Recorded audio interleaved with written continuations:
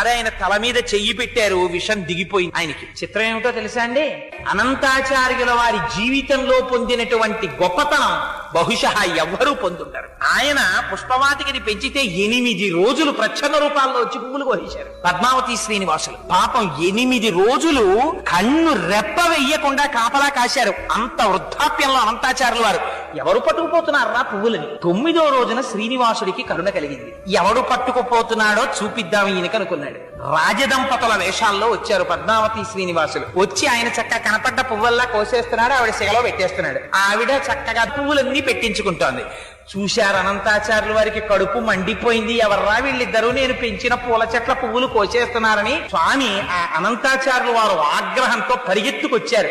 వచ్చేటప్పటికి ఆయన అదృష్టం ఏమిటో తెలుసా అండి, అలా అయ్యవారి నల్లటి చేతుల్లో అమ్మవారి ఎర్రటి చేతులు వేసుకుని వాళ్ళిద్దరూ చట్టాపట్టాలు ఆడుకోవడానికి చేతులు పట్టుకున్నారు. అనంతాచార్యులు వారు పరిగెత్తుకొచ్చారు. ఇద్దరిని పట్టుకోవాలనుకున్నారు, అందుకని ఎక్కడ పట్టుకోవాలి, ఇద్దరూ పట్టుకున్నటువంటి చేతుల్ని గట్టిగా తన 2 చేతులతో పట్టుకుని తన సంకల్లోకి లాగేసుకున్నారు. లాగేసుకుంటే వెంకటేశ్వర స్వామి వారు దొరుకుతారా, అందుకని వెంకటేశ్వర స్వామి వారి చేతులు లాగేసుకుని పారిపోయారు.